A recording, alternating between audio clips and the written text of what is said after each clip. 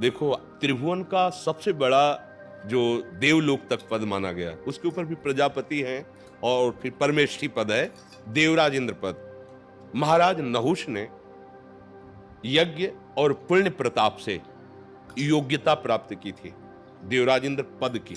देवराज इंद्र पद अवसर आया, देवताओं ने प्रार्थना की तो उनका, प्रभु मेरी सामर्थ्य नहीं कि मैं अग्निदेव को आज्ञा करूं, वायुदेव को आज्ञा करूं, प्रभु मैं डरता हूं इस बात से।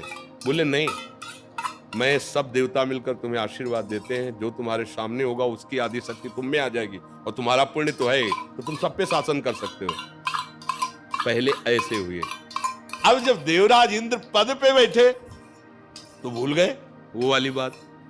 नहीं, एक जन साधारण आदमी के दरवाजे पे भी जान के नहीं कहा जाता भैया मैं आपका ही सेवक हूं। और जब गद्दी पे बैठे तब उन्होंने ब्रह्म ऋषियों से कहा पालकी में लगो। त्रिभुवनपति है ना पाल, तो ब्रह्म ऋषियों का आज तक कोई ऐसे इंद्र ने अभद्रता नहीं की कि संत महात्माओं को पालकी में जोते।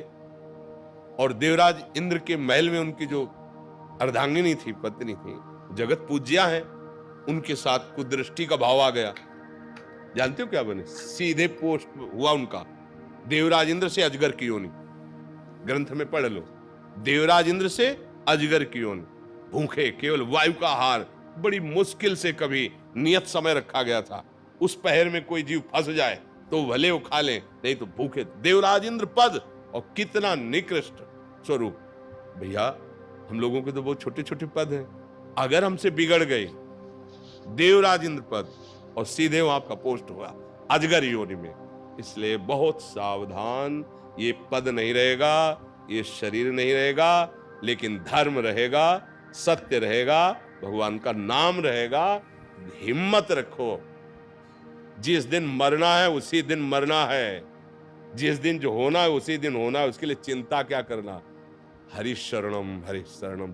हमारी तो एक ही बात समझ में आती, तेरे किए सब होगा, तो तू नहीं चाहेगा तो कोई कुछ नहीं कर सकता। इसलिए मैं निर्भय हूं, निश्चिंत हूं, निशोक हूं।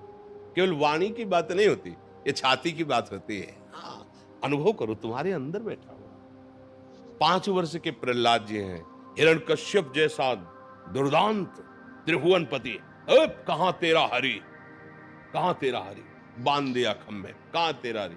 इस खंबे में भी है, तेरे में भी है, जिस तलवार से मारना चाहता है इसमें भी है। अच्छा, इस खंबे में हरि, घूंसे का प्रहार, महान बलशाली। ऐसा भगवान का रूप ना कहीं पुराणों में लिखा था, न वेदों में लिखा था, न किसी ने, किसी महात्मा ने ऐसी भावना भी नहीं की थी।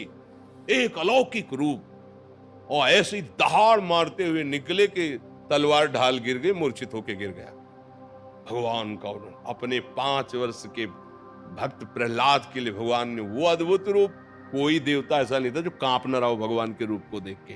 और इतने सुकुमार, इतने सुंदर भगवान, इतने आवेश में ऐसा नरसिंह रूप। वही भगवान हमारे भी है, वही भगवान आपके भी है। डरना क्या है? जो होगा हमारे कर्म का फल, अगर भगवान